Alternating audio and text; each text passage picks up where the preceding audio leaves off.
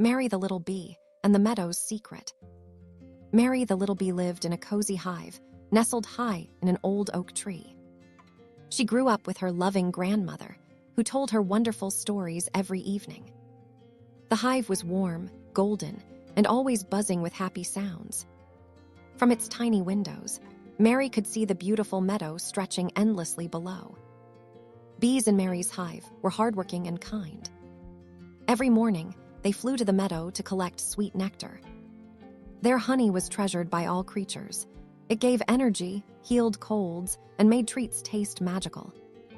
Mary dreamed of the day she could finally join the other workers. The day arrived sooner than she expected. Mary stepped out of the hive and saw the sun lighting up the sky in golden beams. The meadow shimmered with blooming berries, heather, raspberries, and clover. She felt her tiny heart flutter with excitement. Her journey was just beginning. Mary flew from one blossom to another, gently collecting nectar. She carefully filled the wax honeycombs back in the hive, like small glowing barrels. As she worked, she realized something magical. Everywhere she touched a flower, new life followed. Though she didn't know it yet, she was helping the whole meadow grow. During her breaks, Mary loved watching nature. She noticed how leaves danced in the wind and how clouds drifted lazily across the sky. At night, she admired the sparkling stars above. She was a curious, kind-hearted bee, and the world seemed just as kind in return. One sunny morning, Mary flew to the familiar clearing for nectar. But something felt different. There were animals everywhere, rabbits playing soccer, squirrels weaving crowns of dandelions, and raccoons roasting nuts by a tiny fire. Their laughter echoed through the meadow. At first, Mary smiled, wanting to join the fun. But when she got closer, her smile faded. Many flowers were crushed, their stems broken and petals torn. The once magical clearing looked tired and hurt. Mary's heart sank. She tried to explain to the animals that nature needed gentle care. "If we don't protect the flowers," she said softly, "there will be no nectar for honey." But the animals only shrugged and continued playing. Feeling hurt and ignored, Mary flew home with heavy wings. The meadow seemed quieter than usual, almost as if it were sighing.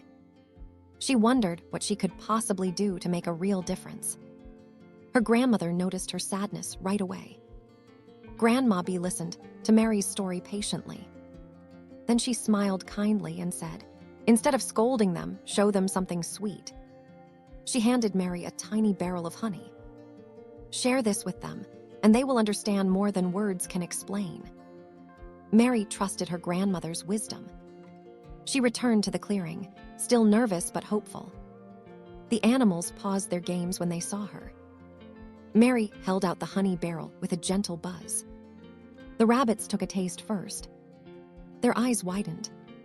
"This is amazing. Where did you get it?" they asked. Soon the squirrels and raccoons crowded around, licking the golden drops.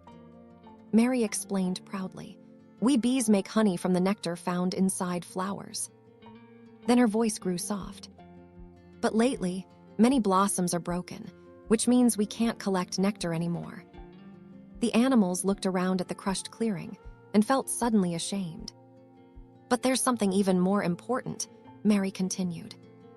"When bees visit flowers, we carry tiny pollen grains from one plant to another. That helps fruits, berries, and vegetables grow. Without bees, there would be no blueberries, apples, pumpkins, or even the clover you love." The animals gasped. They hadn't realized their playtime had harmed the plants so much. The rabbits exchanged guilty glances, the squirrels lowered their fluffy tails, and the raccoons shuffled their paws. Finally, the oldest raccoon said, "We didn't know, we're so sorry." Mary smiled kindly. "It's not too late," she buzzed. "Nature forgives quickly when we take care of it." Together, they decided to fix the meadow. The rabbits gently propped up fallen stems. The squirrels collected seeds and planted them in soft soil. The raccoons cleared broken branches and brought water from the stream. Mary guided them, showing where each plant needed help. Day by day, the clearing grew bright again. New buds opened, butterflies returned, and the air filled with sweet scents. Mary felt proud, not because she worked alone, but because everyone worked together. Nature was smiling again. The animals promised they would always protect the meadow. They set up a new play area far from the flowers, where they could laugh without causing harm. Mary was invited to visit whenever she wished. She felt loved, respected, and understood. From that day on, Mary became the meadow's tiny teacher. She shared her knowledge about flowers, honey, and the magical power of pollination. Everyone learned that caring for nature means caring for each other.